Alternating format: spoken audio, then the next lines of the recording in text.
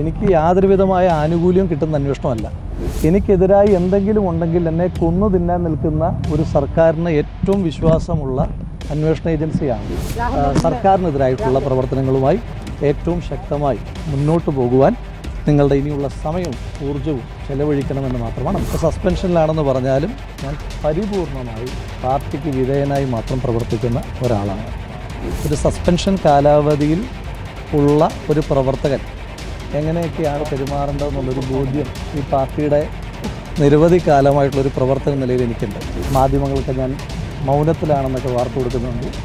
ഈ ആരോപണം വന്ന് തൊട്ടടുത്ത ദിവസം തന്നെ വളരെ വിശദമായ മാധ്യമസമ്മേളനം നടത്തിയ ആളാണ് ഞാൻ. നമസ്കാരം. ലൈംഗിക ആരോപണങ്ങൾക്കിടെ രാഹുൽ മാങ്കൂട്ടത്തിൽ MLA ഇന്ന് രാവിലെ നിയമസഭയിൽ എത്തിയിരിക്കുകയാണ്. അതിനാടകീയമായാണ് നിയമസഭയിൽ അദ്ദേഹം എത്തിച്ചേർന്നത്.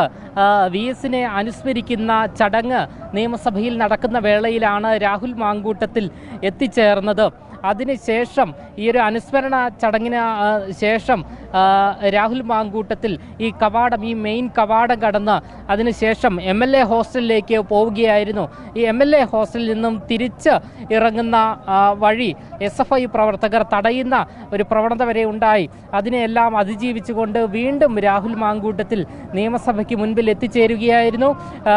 അപ്പോൾ ഈ MLA ഹോസ്റ്റലിൽ നിന്നും രാഹുൽ മാങ്കൂട്ടത്തിൽ പറഞ്ഞത് മാധ്യമങ്ങളോട് പ്രതികരിക്കാം, എല്ലാത്തിനും വിശദീകരണം നൽകാം എന്നുള്ള സൂചനയായിരുന്നു നൽകിയത്. എന്നാൽ ഇപ്പോൾ അദ്ദേഹം വീണ്ടും നിയമസഭയ്ക്ക് മുൻപിലേക്ക് എത്തിയിരിക്കുന്നു. അദ്ദേഹം മാധ്യമങ്ങളോട് പ്രതികരിക്കുമെന്നുള്ള പ്രതീക്ഷയോടുകൂടി തന്നെയാണ് ഉള്ളത്. അദ്ദേഹം ഇപ്പോൾ നിയമസഭാ കവാടത്തിന് മുൻപിൽ എത്തിച്ചേർന്നിരിക്കുകയാണ്. രാഹുൽ മാങ്കൂട്ടത്തിൽ ഈ വിവാദ വിഷയങ്ങളിൽ പ്രതികരിക്കുമോ എന്നുള്ള ചോദ്യമായിരുന്നു രാഷ്ട്രീയ കേരളം ഒന്നാകെ ഉന്നയിച്ചിരുന്നത്. കാരണം നിരവധി ലൈംഗിക ആരോപണങ്ങൾക്ക് ശേഷം അദ്ദേഹം വീണ്ടും നിയമസഭയിലേക്ക് എത്തിച്ചേർന്നിരിക്കുകയാണ്.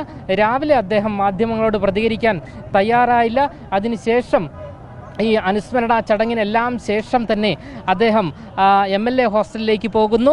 അവിടെ നിന്നും മാധ്യമങ്ങളോട് പ്രതികരിച്ചില്ല. വീണ്ടും നിയമസഭയ്ക്ക് മുൻപിൽ വെച്ച് അദ്ദേഹം പ്രതികരിക്കാമെന്നുള്ള ഒരു സന്ദേശമായിരുന്നു മാധ്യമങ്ങൾക്ക് നൽകിയത്.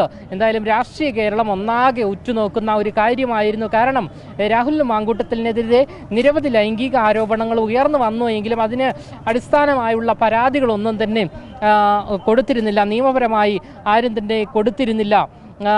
അതിന് എതിരെ രാഹുൽ അത്തരത്തിൽ നിയമ സന്ദേശമായി സംസാരിക്കുമോ എന്നുള്ളതാണ് പ്രധാനമായും നോക്കിക്കാണേണ്ടത്. എന്തായാലും രാഹുൽ മാങ്കൂട്ടത്തിൽ ഈ ഒരു വിഷയത്തിൽ ഈ ഒരു നിരവധി ആരോപണങ്ങൾ ഉയർന്നു വന്ന പശ്ചാത്തലത്തിൽ പ്രതികരിക്കുമോ എന്നുള്ളതാണ്. കാരണം ഓഡിയോ സന്ദേശം ഉൾപ്പെടെ ഈ ഗർഭചിത്രം നടത്തി ആ ഒരു യുവതിയെ ഭീഷണിപ്പെടുത്തി എന്നുള്ള തരത്തിലെല്ലാം തന്നെയുള്ള രാഹുൽ മാങ്കൂട്ടത്തിൻ്റെ ശബ്ദത്തിലുള്ള ശബ്ദ സന്ദേശങ്ങളെല്ലാം തന്നെ പുറത്തു വന്നിരുന്നു. ഇത് രാഹുൽ മാങ്കൂട്ടത്തിൻ്റേത് തന്നെയായിരുന്നു. അതെന്താണ് സംഭവിച്ചത് എന്നുള്ള നിരവധി ചോദ്യങ്ങൾ നിലനിൽക്കുന്നു. ഇതിനോടെല്ലാം തന്നെ രാഹുൽ മാങ്കൂട്ടത്തിൽ പ്രതികരിക്കുമോ എന്നുള്ളതാണ്. ഇപ്പോൾ അദ്ദേഹം MLA ഹോസ്റ്റലിൽ നിന്നും നിയമസഭാ കവാടത്തിന് മുൻപിലേക്ക് വരികയാണ്. ഇപ്പോൾ മാധ്യമങ്ങളോട് പ്രതികരിക്കുകയാണ്. ഇന്ന് കണ്ട 2 വാർത്തകൾ മാത്രം പറയാം. ഒന്ന്, നിങ്ങൾ കൊടുത്തൊരു വാർത്ത നേതൃത്വത്തെയും പാർട്ടിയും ധിക്കരിച്ച് രാഹുൽ നിയമസഭയിലേക്ക് എന്നാണ് പറഞ്ഞത്. ഒന്ന്, ഏതെങ്കിലും കാലത്ത് പാർട്ടി അനുകൂലമായതോ വ്യക്തിപരമായി പ്രതികൂലമായതോ തീരുമാനമെടുക്കുമ്പോൾ ആ തീരുമാനത്തെ ധിക്കരിക്കുവാനോ ലംഘിക്കുവാനോ ഒരു കാലത്തും ശ്രമിച്ചിട്ടുള്ളൊരു കോൺഗ്രസിൻ്റെ പ്രവർത്തകനല്ല ഞാൻ. അപ്പം ഇപ്പോഴും സസ്പെൻഷനിലാണെന്ന് പറഞ്ഞാലും ഞാൻ പരിപൂർണമായി പാർട്ടിക്ക് വിധേയനായി മാത്രം പ്രവർത്തിക്കുന്ന ഒരാളാണ്. മറ്റൊരു വാർത്ത വന്നത്, ഞാൻ ഇന്ന് ഏതൊക്കെയോ നേതാക്കന്മാരെ കാണാൻ ശ്രമിച്ചു, അവരാരും കാണാൻ സമ്മതിച്ചില്ല. ആ വിഷയത്തിലും എനിക്ക് പറയാനായിട്ടുള്ളത്, ഒരു സസ്പെൻഷൻ കാലാവധിയിൽ ഉള്ള ഒരു പ്രവർത്തകൻ എങ്ങനെയൊക്കെയാണ് പെരുമാറേണ്ടതെന്നുള്ളൊരു ബോധ്യം ഈ പാർട്ടിയുടെ നിരവധി കാലമായിട്ടുള്ളൊരു പ്രവർത്തന നിലയിൽ എനിക്കുണ്ട്. അപ്പോൾ അതുകൊണ്ട് ഞാനൊരു നേതാവിനെ കാണാൻ ശ്രമിച്ചിട്ടില്ല. കാരണം സസ്പെൻഷൻ പീരീഡിന് ചില മാനദണ്ഡങ്ങളുണ്ട്. വ്യക്തിപരമായി കാണാൻ ശ്രമിച്ചിട്ടില്ല, ആരെയും കണ്ടിട്ടില്ല, ആരും അനുവാദം അതുകൊണ്ട് തന്നെ നിഷേധിച്ചിട്ടുമില്ല.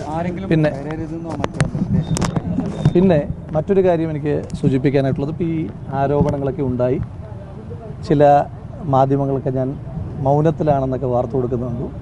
ഈ ആരോപണം വന്ന് തൊട്ടടുത്ത ദിവസം തന്നെ വളരെ വിശദമായ മാധ്യമസമ്മേളനം നടത്തിയ ആളാണ് ഞാൻ. അത് കഴിഞ്ഞ് പിന്നെയും എനിക്ക് കുറച്ച് കാര്യങ്ങൾ കൂടി പറയണമെന്ന് തോന്നിയപ്പോൾ അത് ഞാൻ പിന്നെയും മറ്റൊരവസരത്തിൽ അതിനകത്തും ക്ലാരിഫിക്കേഷൻ വരുത്തിയ ആളാണ് ഞാൻ. ഇപ്പോൾ ഇതിനകത്ത് ഒരു അന്വേഷണം നടക്കുകയാണ്. ആ അന്വേഷണ സംഘത്തിൻ്റെ സാങ്കേതികത്വത്തിലേക്കൊന്നും ഞാൻ കടക്കുന്നില്ല ഇപ്പോൾ. പക്ഷേ നിങ്ങൾക്കൊരു കാര്യം ഉറപ്പുള്ളത്, ഈ ഇടതുപക്ഷ സർക്കാരിനെതിരെ ആദ്യമായി സമരം ചെയ്തപ്പോൾ 18ാമത്തെ വയസ്സ് ജയിലിൽ പോയ ആളാണ് ഞാൻ. പക്ഷേ ഏറ്റവും കൂടുതൽ കാലം ജയിലിൽ പോയത് പിണറായി വിജയൻ സർക്കാരിൻ്റെ കാലത്താണ്. അപ്പോൾ ആ അന്വേഷണത്തിൽ നിങ്ങൾക്ക് ഒന്നുറപ്പിക്കാം, എനിക്ക് യാതൊരു വിധമായ ആനുകൂല്യം കിട്ടുന്ന അന്വേഷണമല്ല. മാത്രമല്ല, എനിക്കെതിരായി എന്തെങ്കിലും ഉണ്ടെങ്കിൽ എന്നെ കൊന്നു തിന്നാൻ നിൽക്കുന്ന ഒരു സർക്കാരിന് ഏറ്റവും വിശ്വാസമുള്ള അന്വേഷണ ഏജൻസിയാണ്. ആ സർക്കാരിന് ഏറ്റവും വിശ്വാസമുള്ള ഒരു അന്വേഷണ ഏജൻസിയാണ് അന്വേഷണം നടത്തുന്നത്. അതുമായി ബന്ധപ്പെട്ട അന്വേഷണങ്ങൾ നടക്കട്ടെ, ആ അന്വേഷണങ്ങൾ പുരോഗമിക്കട്ടെ. അതിൻ്റെ ഓരോ ഘട്ടത്തിലും അതുമായി ബന്ധപ്പെട്ട കാര്യങ്ങൾ വളരെ വിശദമായി തന്നെ നിങ്ങളോടെല്ലാവരോടും വളരെ കൃത്യമായി തന്നെ ഇടയ്ക്കിടയ്ക്ക് സൂചിപ്പിക്കാം. ഞാനൊരു കോൺഗ്രസിൻ്റെ പ്രവർത്തകനായി ഇപ്പോഴും ഇപ്പോൾ സസ്പെൻഷനിലാണെങ്കിലും കോൺഗ്രസിൻ്റെ പ്രവർത്തകനെന്ന് സാങ്കേതികമായി പറയാൻ കഴിയില്ല എങ്കിലും മരണം വരെ കോൺഗ്രസ് പ്രവർത്തകനായി കഴിയുന്ന ഒരാളാണ്. ഈ പാർട്ടിയുമായി ബന്ധപ്പെട്ട് ഏറ്റവും വലിയ ഒരു ക്യാമ്പയിനുമായി ബൂത്തുകളിലേക്ക് ഏറ്റവും സാധാരണക്കാരായ പാർട്ടി പ്രവർത്തകർ, പ്രായഭേദമന്യേ ചെറുപ്പക്കാർ തൊട്ട് നന്നായി നടക്കാൻ ആരോഗ്യമില്ലാത്ത മനുഷ്യന്മാർ വരെ ബൂത്തിൽ കയറുന്ന സമയമാണ്. ആ സമയത്ത് ഓരോരുത്തരും ബൂത്ത് ക്യാമ്പയിൻ നടത്തുന്നു, പോസ്റ്റർ ഒട്ടിക്കുന്നു, ചുവരെഴുതുന്നു. അതുപോലെ തന്നെ സമരങ്ങൾ, ഏറ്റവും ശക്തമായ സമരങ്ങൾ. ഇന്ന് പോലും KSUവിൻ്റെ DG ഓഫീസിലേക്കുള്ള മാർച്ച് നടക്കുന്നു. യൂത്ത് കോൺഗ്രസിൻ്റെ വിവിധങ്ങളായ സമരങ്ങൾ നടക്കുന്നു. സമര നേതാക്കന്മാരെ മുഖംമൂടി അണിഞ്ഞുകൊണ്ട് പോലീസ് കൊണ്ടുപോകുന്ന കാഴ്ചകൾ നമ്മൾ കാണുന്നു. ക്രൂരമായ കസ്റ്റഡി മർദ്ദനങ്ങൾ ഉണ്ടാകുന്നു. അപ്പോൾ ആ സമയത്തൊക്കെ പ്രസ്ഥാനത്തിൻ്റെ പ്രവർത്തകർ അതിശക്തമായ ഒരു വലിയ പോരാട്ടം ഏറ്റെടുത്തിരിക്കുകയാണ്. അതുപോലെ തന്നെ സൈബർ മേഖലയിൽ ഒരു ലൈക്ക് കൊണ്ടെങ്കിലും ഈ പാർട്ടിയുടെ നേതാക്കന്മാരുടെ നിലപാടുകളെ അംഗീകരിക്കുന്ന ലക്ഷോപലക്ഷം മനുഷ്യന്മാർ ലോകത്തിൻ്റെ വിവിധ ഭാഗങ്ങളിലായി പ്രവർത്തിച്ചുകൊണ്ടിരിക്കുകയാണ്. അപ്പോൾ ആ പ്രവർത്തകരോടുള്ള എൻ്റെ മുൻകാലങ്ങളിൽ പദവികളിലിരിക്കുമ്പോഴും ഞാനങ്ങനെ ഏതെങ്കിലും തരത്തിലുള്ള ആജ്ഞകൾ കൊടുക്കുന്ന ഒരാളല്ല, എന്ന് വെച്ചാൽ ഉത്തരവുകൾ കൊടുക്കുന്ന ഒരാളല്ല. എന്നും പ്രവർത്തകനായിട്ട് തന്നെ പ്രവർത്തിക്കുന്നു. ഇപ്പം എനിക്ക് പ്രവർത്തന നിലയിലുള്ള അഭ്യർത്ഥന എല്ലാ കോൺഗ്രസ് പ്രവർത്തകന്മാരും സർക്കാരിനെതിരായിട്ടുള്ള പ്രവർത്തനങ്ങളുമായി ഏറ്റവും ശക്തമായി മുന്നോട്ട് പോകുവാൻ നിങ്ങളുടെ ഇനിയുള്ള സമയവും ഊർജ്ജവും ചെലവഴിക്കണമെന്ന് മാത്രമാണ്. എന്തായാലും VD സതീശൻ്റെ തീരുമാനത്തെ മറികടന്നാണ് ഇന്ന് രാഹുൽ മാങ്കൂട്ടത്തിൽ നിയമസഭയിൽ എത്തിയത്.